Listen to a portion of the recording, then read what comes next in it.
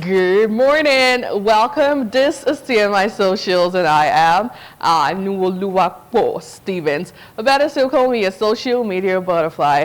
Now, this morning we get to begin on hashtag Benue, hashtag state of emergency, still trending currently on the street of social media, as we did see a lot of protesters on the street over the weekend with what happened in Benue State on Saturday. So the Nigerian military has deployed aerial surveillance across Makurdi and its environs following the deadly attacks on Yelwata and Daudu communities in Gombe local government area of Benue State on Saturday. We also did see police in the state dispersing protesters on Sunday using tear gas.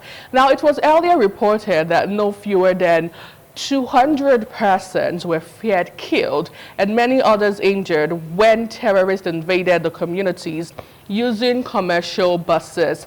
Now, this actually is a sad incident that has gotten attention from far and near, with Pope Leo XIV reacting to what happened in the state. Let's move over and listen to Pope Leo XIV and also have a feel of how the protest went on in Makurdi. Take a look.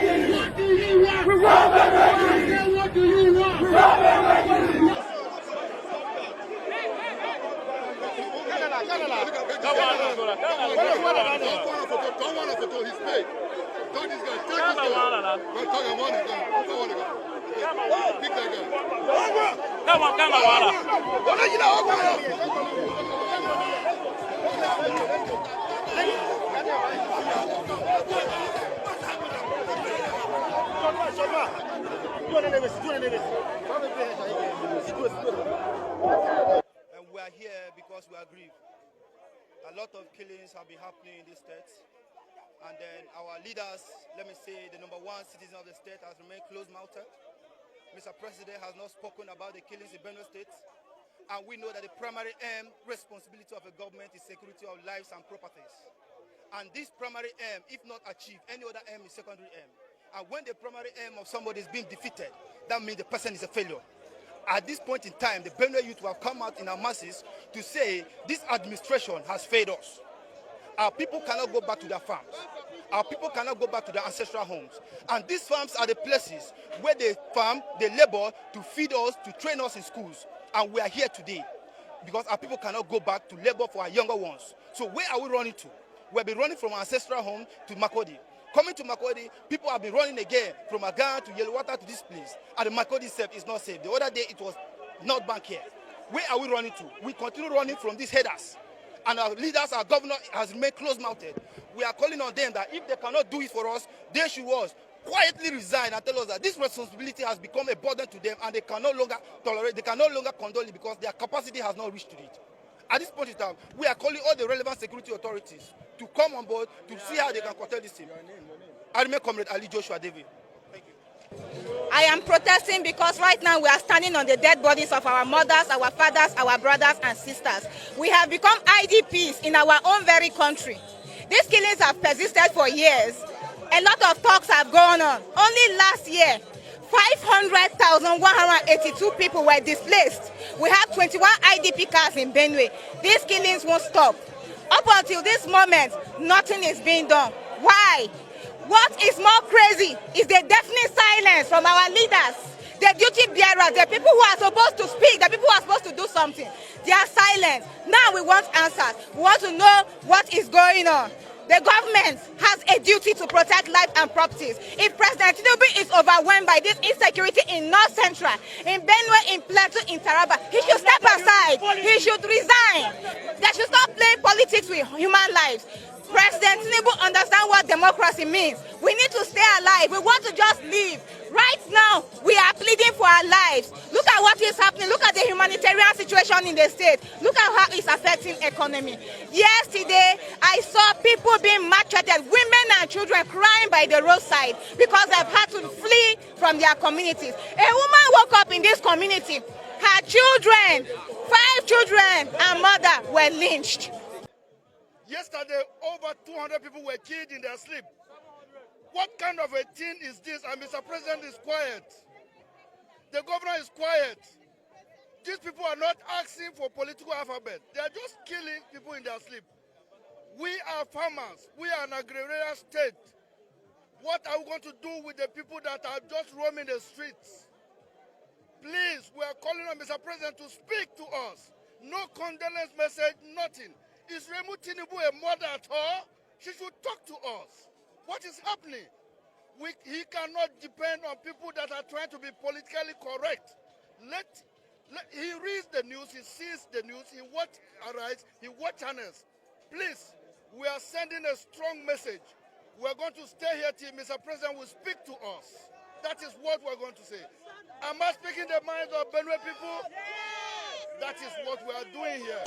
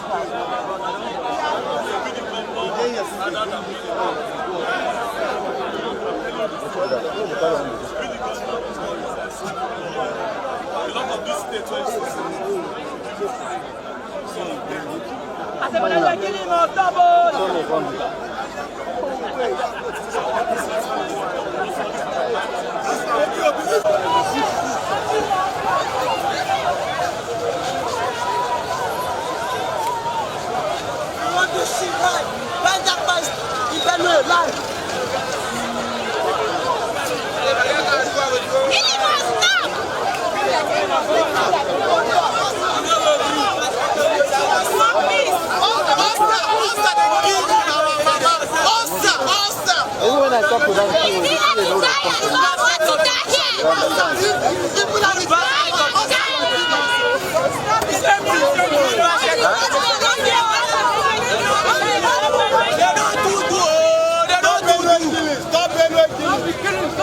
small boy wants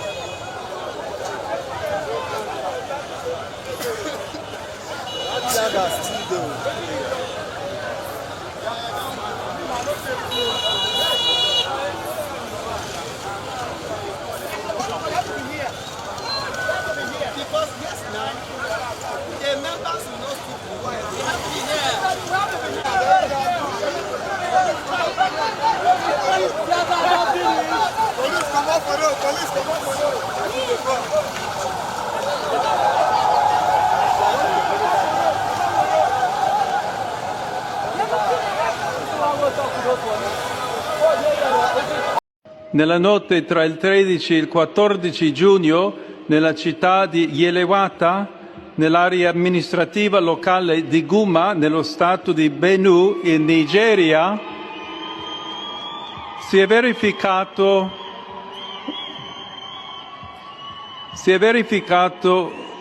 un terribile massacro in cui circa 200 persone sono state uccise con estrema crudeltà.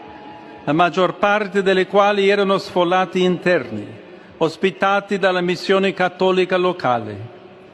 Prego affinché la sicurezza, la giustizia e la pace prevalgano in Nigeria, paese amato e così colpito da varie forme di violenza. E prego in modo particolare per le comunità cristiane rurali dello Stato di Benue, che incessantemente sono stati vittime della violenza. We move over to reactions on the story. Well, this user says, 0 deaths in Rivers State, yet a state of emergency was declared. Over 500 lives lost in Benue, and the Nigerian government remains silent. Injustice. Well, another user respondent says, over 200 Nigerians were massacred in Benue and no state of emergency has been declared. The presidency hasn't even addressed the incident 48 hours after. But a minor misunderstanding occurred between a boy and his oga in Port Harcourt, and a state of emergency was declared. Now, country be this? Yes, of course. We'll move over to another story where over the course of last week, we saw President Bola Tinubu on Thursday during the democracy celebration. He actually did say that he would not close its doors, that's the APC doors, to members of the opposition parties who choose to join the APC. He also said he would neither bother about the crisis in the opposition parties nor help them fix the problems, adding that it was a pleasure to see opposition parties in disarray. Now, Tinubu disclosed this while addressing the joint session of the National Assembly in commemoration of Democracy Day. Let's have a feel of what he said. I will not say try your best to put your house in order. I will not help you to do so either.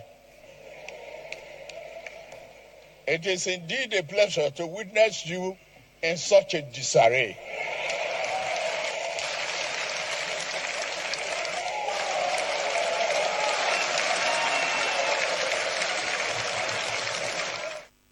Politics at its finest, if you ask me. Now, how did you take this particular report? We move over to reactions, where this user on Instagram says, the joke is on ordinary Nigerians. Another one responding says, moving over to other tweets, this one says, I love this man, a call for oppositions to rise to their responsibilities. Absolutely, Gabriel. Well, moving over to other reaction, this one wrote, imagine a presidential address on the floor of National Assembly comprising different political parties, and on a democracy day, it is well. Absolutely. Now, moving over to the foreign scene, where hashtag Air India trended over the weekend. It was quite a sad one, but then again, the miracle report of a lone survivor from a London-bound passenger plane that crashed on Thursday in the Indian city of Ahmedabad with 242 on board offered a glimmer of hope.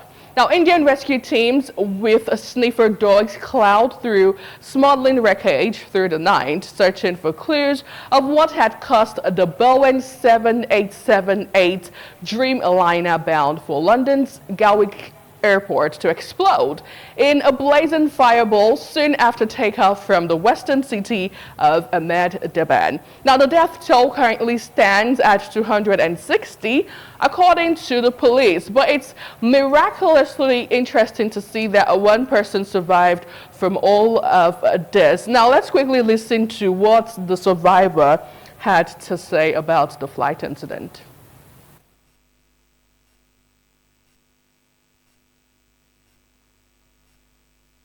वो मेरे नज़रों के सब सामने हुआ था।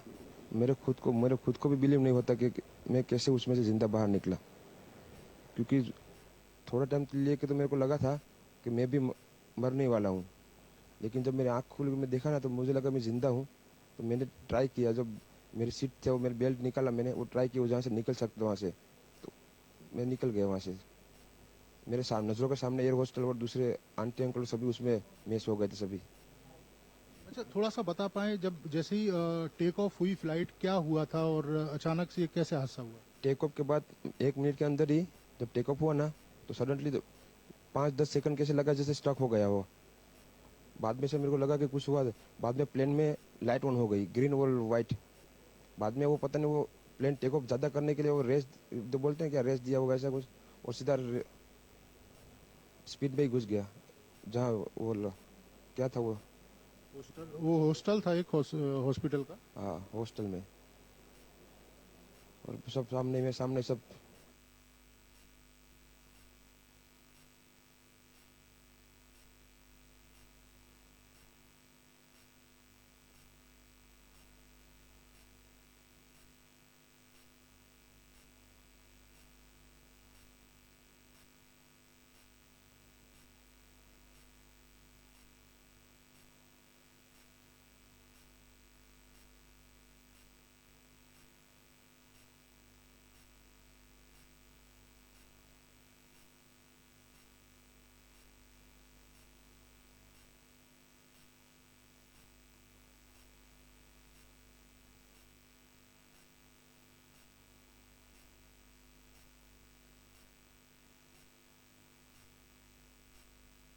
Sad incident, if you ask me. That was a video that went viral of how the plane crashed right there in India, and you also listened to the only survivor from over 242 passengers on board.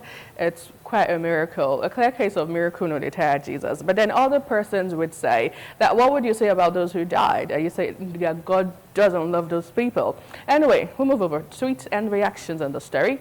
As we kick off with this user who says parachutes should be on sale for private use, I beg, for anybody to jump off a plane when they have the means. The toll from dead crash this year alone, really sad. Another user respondent says, I want to believe that there was a sabotage that led to the plane crash during the course of the weekend, as India and Pakistan is on conflict.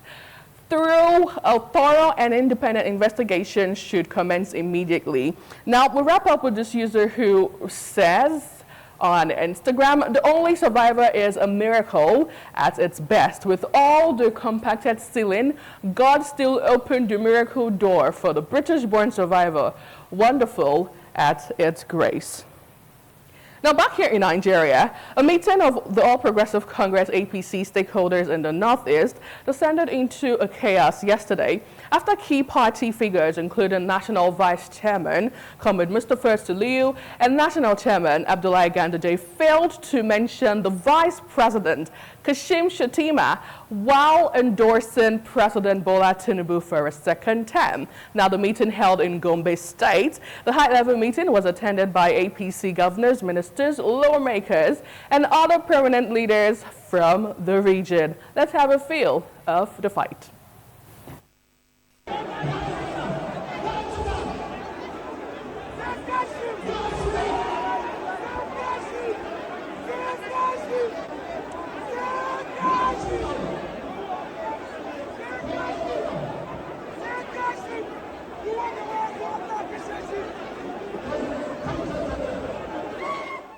Oh, well, as Ikarat had it say, fathers fighting on Father's Day. We have 2 tweets on this interesting story and move over to the next. And now this user says, there is supposed to be a law allowing campaigns to start 8 months to election dates and never before that. Whoever starts before 8 months to election date would be disqualified, fined, and can contest for any position for 4 years. I know we have a law like that, but I don't know what's going on right now in Nigeria. Another user says, when you buy power with looted billions and protect it with corrupt courts and INEC, don't confuse a noise for legitimacy. It's not governance, it's organized theft in Agbada.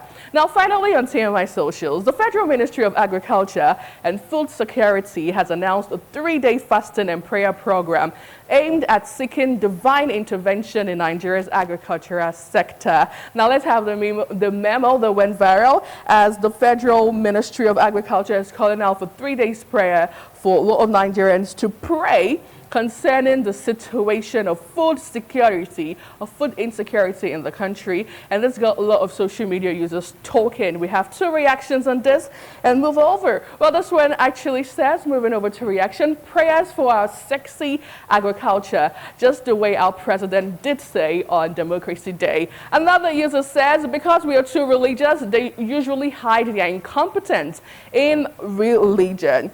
Anyway, we're looking forward to the prayer and fasting that if it's even going to hold in Nigeria. If you know, you know. That's how we wrap up TMI Socials this morning. Big shout out to you for being a part of the show. I am Oluwapo Stevens. And from all of us on This Morning on ITV, right there in Lagos, Abuja, and here in Edo State, do have yourself a fantastic day ahead.